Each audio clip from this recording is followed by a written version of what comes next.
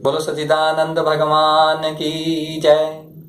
बोलो वृंदावन बिहारी लाल की जय। जय जय श्री राधे, जय जय श्री राधे। ब्रह्म नदी सरस्वती के पश्चिम तट पर सम्याप्रास नाम का एक आश्रम है। वहाँ ऋषियों के यज्ञ चलते ही रहते हैं। वहीं व्यास जी का अपना आश्रम है। उसके चारों ओर बेर का सुंदर वन है। उस आश्रम में बैठकर उन्होंने आचमन किया और समय अपने मन को समाहित किया। उन्होंने भक्ति योग के द्वारा अपने मन को पूर्णतः एकाग्र और निर्मल करके परमहंसों की सहिता श्रीमद् भागवत की रचना की। इसके श्रवण मात्र से पुरुषोत्तम भगवान श्री कृष्ण के प्रति परम प्रेममयी भक्ति हो जाती है, जिससे जीव के शोक, मोह और भय नष्ट हो जाते हैं। उन्होंने इस भागवत संहिता का निर्माण करके इसे अपने निवृत्ति परायण पुत्र सुखदेव जी को पढ़ाया। अब मैं राजऋषि परीक्षित के जन्म, कर्म और मोक्ष की तथा पांडवों के स्वर्गारोहण की कथा कहता हूँ, क्योंकि इन्हीं से भगवान श्री कृष्ण की अनेक कथाओं का उदय होता है। जिस समय महाभारत युद्ध में कौरव और पांडव दोनों पक्षों के बहुत से वीर गति को प्राप्त हो चुके थे और भीमसेन की गदा के प्रहार से दुर्योधन की जांघ टूट चुकी थी, तब अश्वत्थामा ने अपने स्वामी दुर्योधन का प्रिय कार्य समझकर द्रौपदी के सोते हुए पुत्रों के सिर काटकर उसे भेंट किए। यह घटना दुर्योधन को भी अप्रिय ही लगी, क्योंकि ऐसे नीच कर्म की सभी निंदा करते हैं। उन बालकों की माता द्रौपदी अपने पुत्रों का निधन सुनकर अत्यंत दुखी हो गई। उसके आंखों में आंसू छलछलाए, वह रोने लगी। अर्जुन ने उसे सांत्वना देते हुए कहा, कल्याणी, मैं तुम्हारे आंसू तब पहुंचूंगा जब उस अपराधी ब्राह्मण का सिर गांडीव धनुष के बाणों से काटकर तुम्हें भेंट करूंगा और पुत्रों की अंत्येष्टि क्रिया के बाद तुम उस पर पैर रखकर स्नान करोगी।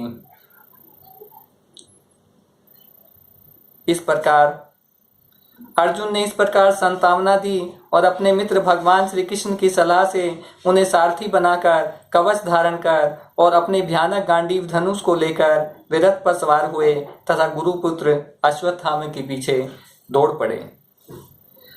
बच्चों की हत्या से अश्वत्थामा का मन भी उदास हो गया था। जब उसने दूर से ही देखा कि अर्जुन मेरे हुए झपटे आ रहे हैं, तब अपने प्राणों की रक्षा के लिए पृथ्वी पर जहां तक भाग सकता था भागता रहा। जब उसने देखा कि मेरे रथ के घोड़े थक गए हैं, मैं बिल्कुल अकेला हूं, तब उसने अपने को बचाने का एकमात्र साधन ब्रह्मास्त्र ही समझा।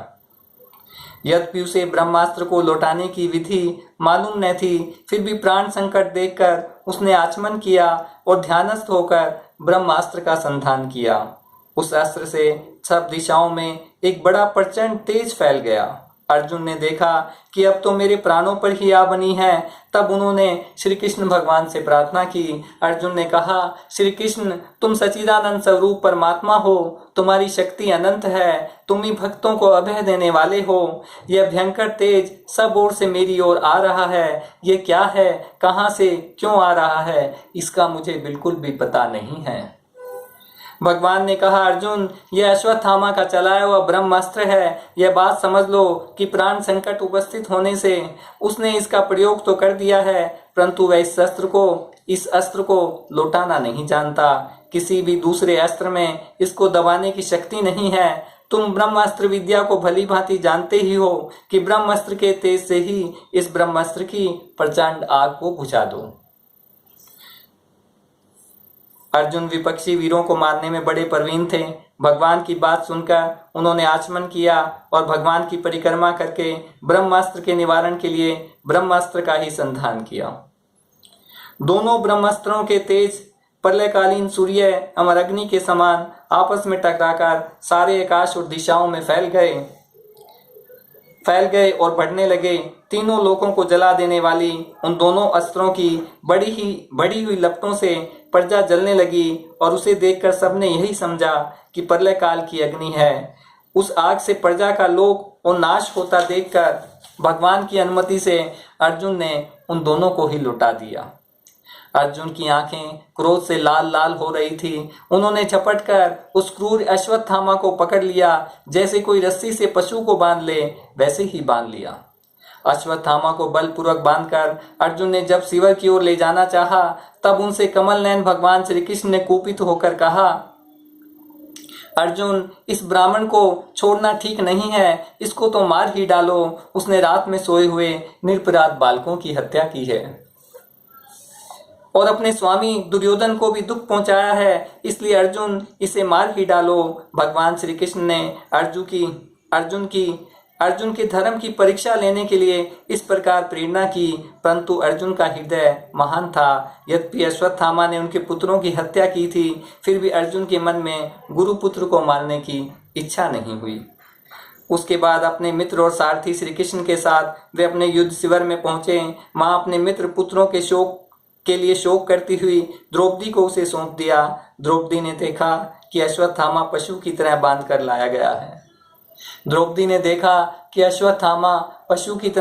लाया गया है। निंदित कर्म करने के कारण उसका मुख नीचे की ओर झुका हुआ है।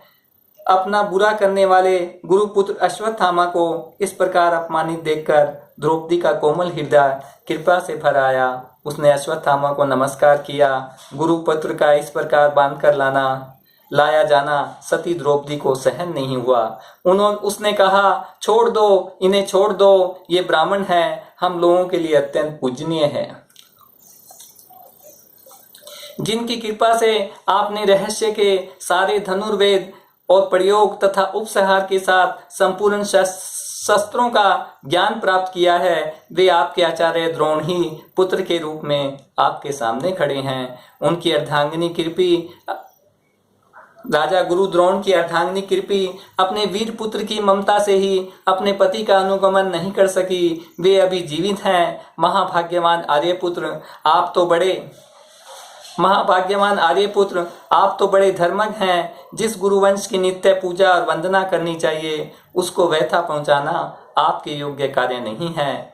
जैसे अपने बच्चों के मर जाने से मैं दुखी होकर रो रही हूँ और मेरी आंखों से बार बार आंसू निकल रहे हैं, वैसे ही इनकी माता पतिव्रता गौतमी न रोए, इसलिए आप इनको छोड़ दीजिए। भगवान श्री कृष्ण बोले, पतित ब्राह्मणों का वध नहीं करना चाहिए और आतताई को मार ही डालना चाहिए। शास्त्रों में मैंने ये दोनों ही बात कही है, इसलिए मेरी दोनों आज्ञाओं का पालन करो। अर्जुन भगवान के हृदय की बात तुरंत समझ गए। उन्होंने अपनी तलवार से अश्वत्थामा के सिर की मणि उसके बालों के साथ उतार ली। बालों की हत्या करने से वह श्रीहीन तो पहले ही हो गया था, अब मणि और ब्रह्म तेज से भी रहित हो गया। उसके बाद उन्होंने रस्सी का बंधन खोलकर उसे शिविर से निकाल दिया। मूंड देना, धन छीन लेना, मूंड देना, बाल मूंड देना, धन छीन लेना और स्थान से बाहर निकाल देना, यही ब्राह्मणों का वध है। इसके बाद पांडव श्री कृष्ण के साथ जलांजलि के इच्छुक मरे हुए सज्जनों का तर्पण करने के लिए स्त्रियों को आगे करके गंगा तट पर गए। वहां उन सब ने मृत बंधुओं को जल दान दिया और उनके गुणों का स्मरण करते हुए बहुत विलाप किया। भगवान श्री कृष्ण ने मुनियों के साथ उनको सांत्वना दी और समझाया कि संसार के सभी प्राणी काल के अधीन है, मौत से किसी को कोई बचा नहीं सकता। इस प्रकार भगवान श्री कृष्ण ने महाराज युधिष्ठिर को उनका वह राज्य जो धूर्तों ने छल से छीन लिया था वापस दिलाया तथा द्रौपदी के केशों का स्पर्श करने से जिनको आयु क्षीण हो गई थी उन दुष्ट राजाओं का वध कराया। इसके बाद भगवान श्री कृष्ण ने वहां से जाने का विचार किया। उन्होंने इसके लिए पांडवों से विदा ली और व्यास आदि ब्राह्मणों का सत्कार किया। तदंतर सत्यकी और उद्धव के साथ द्वारका जाने के लिए वे रथ पर सवार हुए। उसी समय उन्होंने देखा कि उत्तरा भय से विहल होकर, भय से घबराकर दौड़कर सामने से दौड़ी आ रही है। उत्तरा ने कहा, देवादिदेव जगदीश्वर, आप महायोगी हैं, आप मेरी रक्षा कीजिए। आपके अतिरिक्त इस लोक में मुझे अभय देने वाला और कोई नहीं है, क्योंकि यहाँ सब प्रभु आप सर्वशक्तिमान हैं। यह दहकते हुए लोहे का बाण मेरी ओर दौड़ा आ रहा है। स्वामी, यह मुझे भले ही जला डाले, परंतु परंतु मेरे गर्भ को नष्ट न करे। ऐसी कृपा कीजिए प्रभु, मेरी रक्षा कीजिए, रक्षा कीजिए। सूत जी कहते हैं, भक्तवत्सल भगवान श्री कृष्ण उसकी बात सुनते ही जान गए कि अश्वत्थामा ने पांडवों के वंश को निर्बीज करने के लिए ब्रह्मास्त्र का प्रयोग किया है। सोनक जी, उसी समय पांडवों ने भी देखा कि जलते हुए 5 बाण हमारी ओर आ रहे हैं, इसलिए उन्होंने भी अपने अपने अस्त्र उठा लिए। सर्वशक्तिमान भगवान श्री कृष्ण ने अपने प्रेमियों पर, शरणागत भक्तों पर बहुत बड़ी विपत्ति आई जानकर अपना अस्त्र सुदर्शन चक्र से सबकी रक्षा की। योगेश्वर कृष्ण समस्त प्राणियों के हृदय में विराजमान आत्मा हैं। उन्होंने उत्तरा के गर्भ को पांडवों की वश परंपरा चलाने के लिए अपनी माया के कवच से ढक दिया। यद्यपि ब्रह्मास्त्र अमोघ है, उसके निवारण का कोई उपाय भी नहीं है, फिर भी भगवान श्री कृष्ण के तेज के सामने आकर वह शांत हो गया। यह कोई आश्चर्य की बात नहीं समझनी चाहिए, क्योंकि भगवान कुछ भी कर सकते हैं। जब भगवान श्री कृष्ण जाने लगे, तब ब्रह्मास्त्र की ज्वाला से मुक्त अपने पुत्रों के और द्रौपदी के साथ सती कुंती ने भगवान श्री कृष्ण से इस प्रकार स्तुति की। ये बहुत सुंदर स्तुति है। द्रौपदी कुंती भगवान से स्तुति कर रही है। आप लोग अपनी आंखें बंद कर लें और इस प्रकार मन में विचार करें कि भगवान हमारे सामने खड़े हैं और हम ही यह स्तुति कर रहे हैं। भागवत में ये बहुत बड़ा लाभ है कि इसमें जगह जगह भगवान की स्तुति भगवान के सामने ही की गई है। भगवान सामने खड़े हैं और उन्हीं के सामने भगवान की स्तुति की जा रही है। प्रत्यक्ष मतलब भगवान विराजमान हैं, भगवान उपस्थित हैं और उनकी हम लोग स्तुति कर रहे हैं। आप लोग अपने हाथ जोड़कर आंखें बंद करके इस प्रकार ध्यान करें कि भगवान हमारे सामने खड़े हुए हैं। कुंती ने कहा, प्रभु आप समस्त जीवों के बाहर और भीतर एक रस स्थित हैं, फिर भी इंद्रियों से देखे नहीं जाते, क्योंकि आप प्रकृति से परे आदि पुरुष परमेश्वर हैं। मैं आपको नमस्कार करती हूँ। इंद्रियों से जो कुछ जाना जाता है उसकी तह में आप विद्यमान रहते हैं और अपनी ही माया के पर्दे से अपने को ढक लेते हैं। मैं अबोध नारी, आप अविनाशी पुरुषोत्तम को भला कैसे जान सकती हूँ? जैसे मूढ़ लोग दूसरा भेष धारण किए हुए नट को प्रत्यक्ष देखकर भी नहीं पहचान सकते, वैसे ही आप दिखते हुए भी नहीं दिखते हैं। आप शुद्ध हृदय वाले, विचारशील, जीवन मुक्त परमहंसों के हृदय में अपनी प्रेममयी भक्ति का सृजन करने के लिए ही अवतीर्ण हुए हैं, भक्ति का उत्पन्न करने के लिए ही पैदा हुए हैं। फिर हम अलग बुद्धि स्त्रियां आपको कैसे पहचान सकती हैं? आप श्री कृष्ण वासुदेव देवकी नंदन नंद गोप के लाडले लाल गोविंद को हमारा बारंबार प्रणाम है। जिनकी नाभि से ब्रह्मा का जन्म स्थान कमल प्रकट हुआ है, जो सुंदर कमलों की माला धारण किए रहते हैं, जिनके नेत्र कमल के समान विशाल और कोमल है, जिनके चरण कमलों में कमल का चिन्ह है, श्री कृष्ण ऐसा आपको मेरा बार बार नमस्कार है। ऋषिकेश, जैसे आपने दुष्ट कंस के द्वारा कैद की हुई चिरकाल से शोकग्रस्त देवकी की रक्षा की थी, वैसे ही पुत्रों के साथ मेरी भी आपने बार बार विपत्तियों से रक्षा की है। आप ही हमारे स्वामी हैं, आप सर्वशक्तिमान हैं। श्री कृष्ण, कहाँ तक गिनाऊं? विष से, लाक्षागृह की भयानक आग से, हिडम्बादी राक्षसों की दुष्टि से, दुष्टों की दूत सभा से, वनवास की विपत्तियों से और अनेक बार के युद्धों में अनेक महारथियों के शस्त्रों से और कभी कभी इस अश्वत्थामा के ब्रह्मास्त्र से, अभी अभी इस अश्वत्थामा के ब्रह्मास्त्र से भी आपने हमारी रक्षा की है। जगत गुरु, हमारे जीवन में सर्वदा पद पद पर विपत्तियां आती रहे, क्योंकि विपत्तियों में ही निश्चित रूप से आपके दर्शन हुआ करते हैं और आपके दर्शन हो जाने पर फिर जन्म मृत्यु के चक्कर में नहीं आना पड़ता। ऊंचे कुल में जन्म, ऐश्वर्य, विद्या और संपत्ति के कारण जिसका घमंड बढ़ रहा है, वह मनुष्य तो आपका नाम भी नहीं ले सकता, क्योंकि आप तो उन लोगों को दर्शन देते हैं जो अकिंचन है, जो निर्धन है। आप निर्धनों के परम धन हैं। माया का प्रपंच आपका स्पर्श भी नहीं कर सकता। आप अपने आप में ही विहार करने वाले परम शांत स्वरूप हैं। आप ही केवल मोक्ष के अधिपति हैं। आपको मैं बार बार नमस्कार करती हूँ। मैं आपको अनादि अनंत सर्वव्यापक सबके नियंता काल रूप परमेश्वर समझती हूँ। संसार के समस्त पदार्थ और प्राणी आपस में टकराकर विषमता के कारण परस्पर विरुद्ध हो रहे हैं, परंतु आप सब में समान रूप से विचर रहे हैं। भगवान, आप जब मनुष्यों की सी लीला करते हैं तब आप क्या करना चाहते हैं यह कोई नहीं जानता। जब आप मनुष्यों की सी लीला करते हैं तब आप क्या करना चाहते हैं यह कोई नहीं जानता। आपका कभी कोई न प्रिय है न अप्रिय। आपके संबंध में लोगों की बुद्धि विषम हुआ करती है। आप विश्व के आत्मा हैं, विश्व रूप हैं। न आप जन्म लेते हैं और न कर्म ही करते हैं, फिर भी पशु पक्षी मनुष्य ऋषि जलचर आदि में आप जन्म लेते हैं और उन योनियों के अनुरूप दिव्य कर्म भी करते हैं। यह आपकी लीला ही तो है। जब बचपन में आपने दूध की मटकी फोड़कर यशोदा मैया को रिझा दिया था, यशोदा मैया को खिजा दिया था। उन्होंने आपको बांधने के लिए हाथ में रस्सी ली थी, तब आपकी आंखों में आंसू छलक आए थे।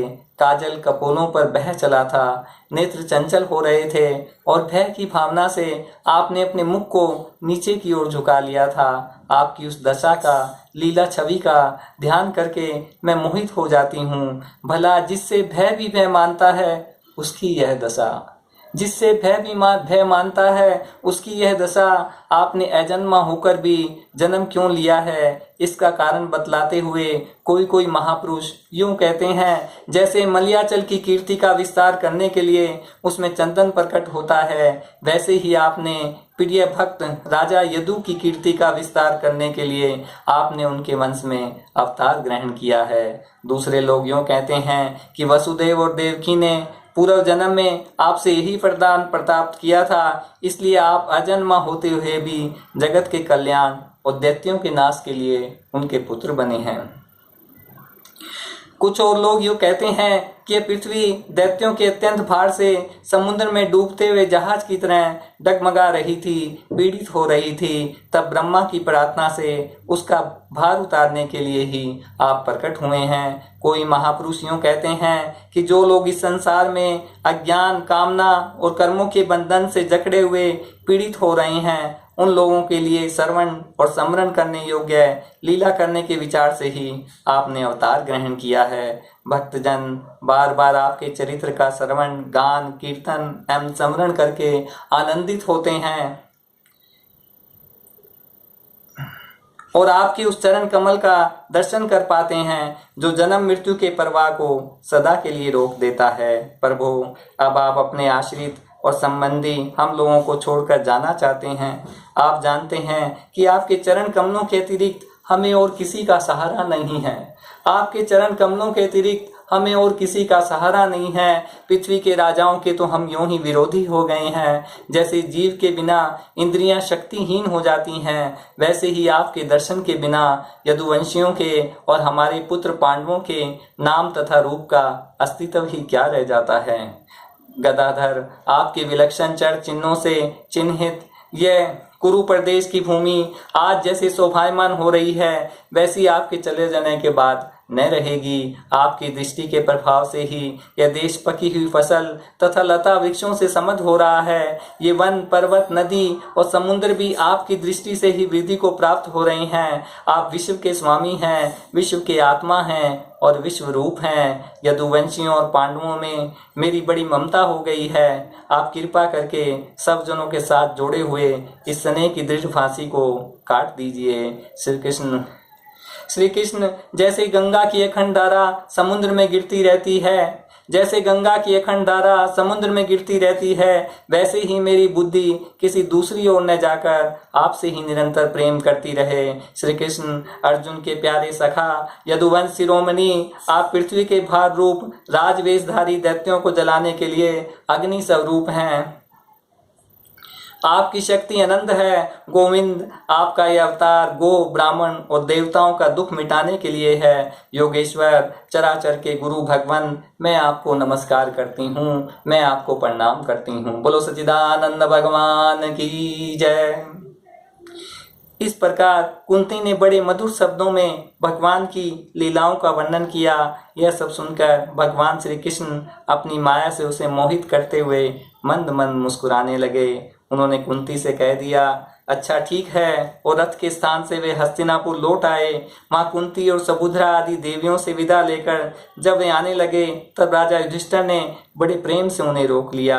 राजा युधिष्ठिर को अपने भाई बंधुओं के मारे जाने का बड़ा शोक हो रहा था। भगवान की लीला का मर्म जानने वाले व्यास आदि महर्षियों और समय अद्भुत चरित्र करने वाले भगवान श्री कृष्ण ने भी अनेकों इतिहास कहकर उन्हें समझाने की बहुत चेष्टा की,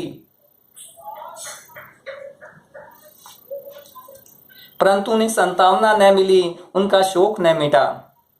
इस प्रकार राजा युधिष्ठिर प्रजाद्रोह से भयभीत हो गए। फिर सब धर्मों का ज्ञान प्राप्त करने की इच्छा से उन्होंने कुरुक्षेत्र की यात्रा की, जहां भीष्म पितामह सरसैया पर पड़े हुए थे।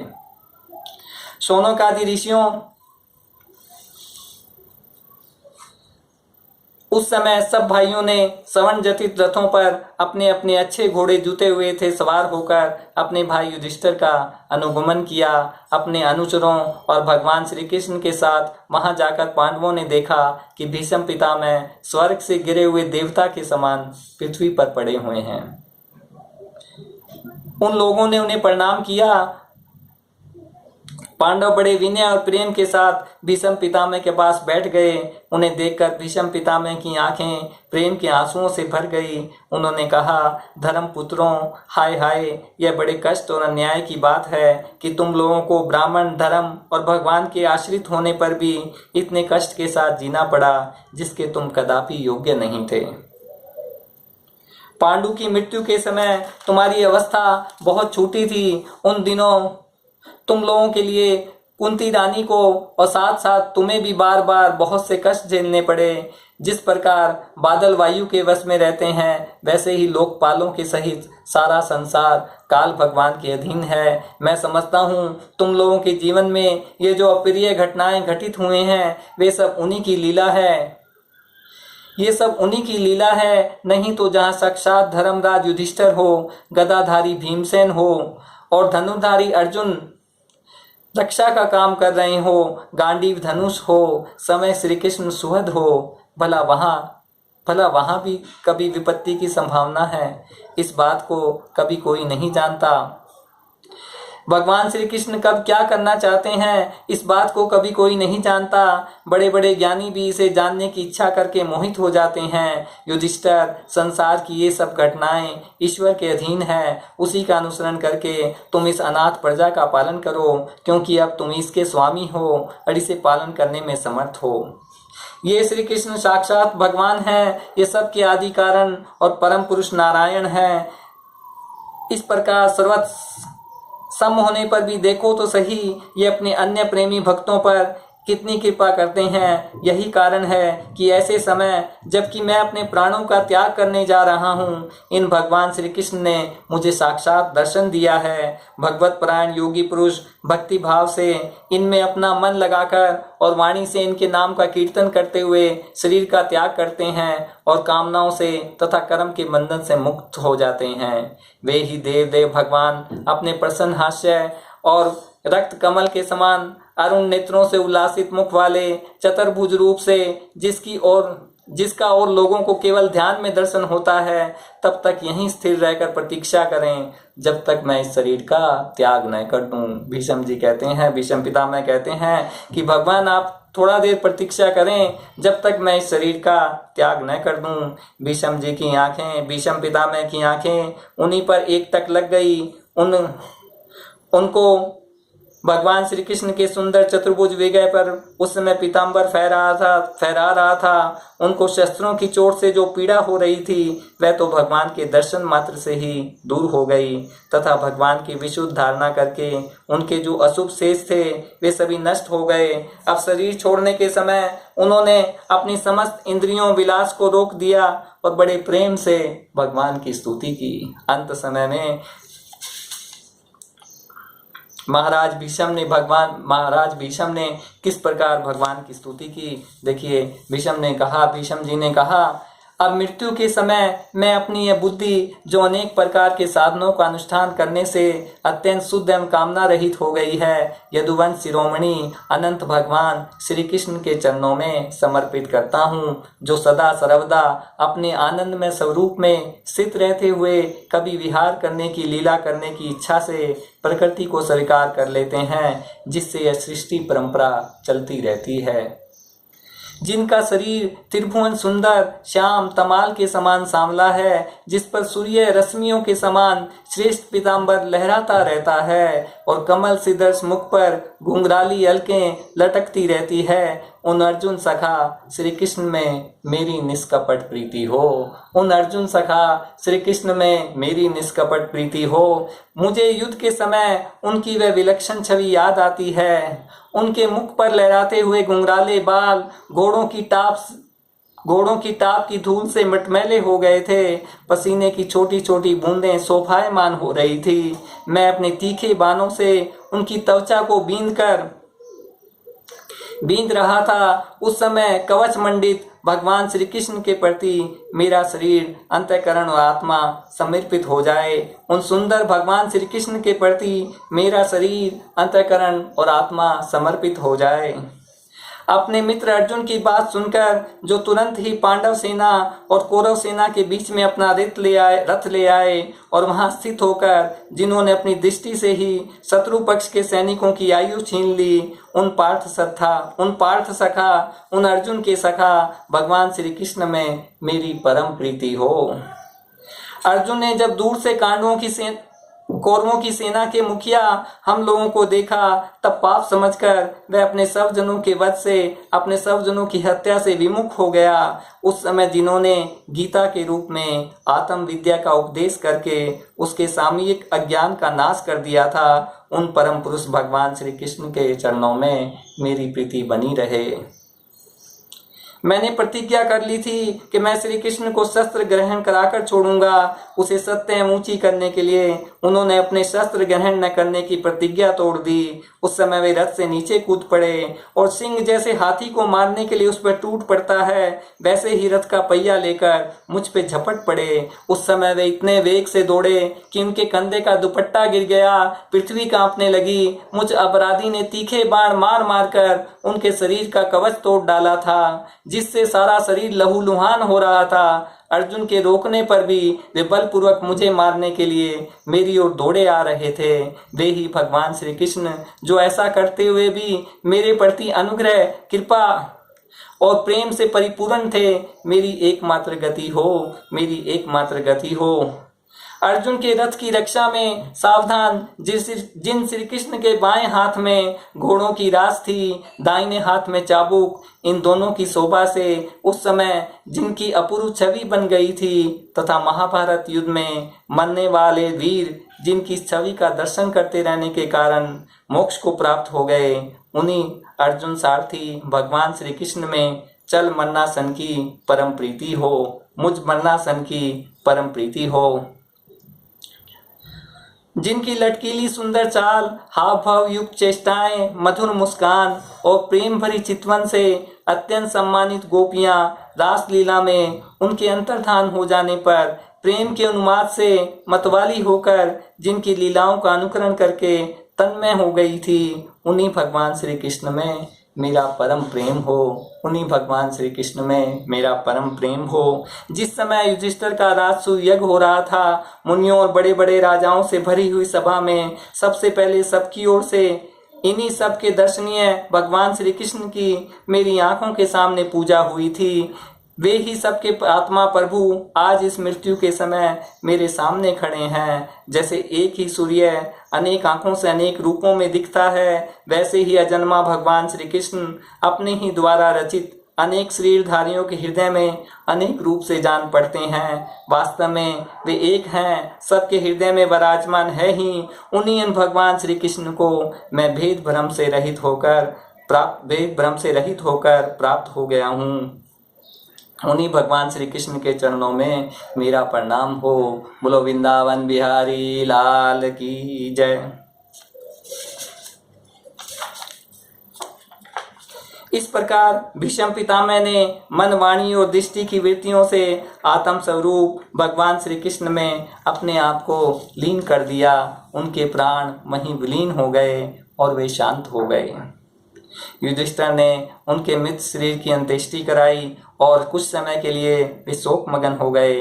भगवान श्री कृष्ण के साथ युधिष्ठिर हस्तिनापुर चले आए और उन्होंने वहां अपने चाचा धृतराष्ट्र और तपस्विनी गांधारी को ढांढस बंधाया। फिर धृतराष्ट्र की आज्ञा और भगवान श्री कृष्ण की अनुमति से समर्थ राजा युधिष्ठिर अपने वंश परंपरागत साम्राज्य का धर्म पूर्वक शासन करने लगे। बोलो सच्चिदानंद भगवान की जय।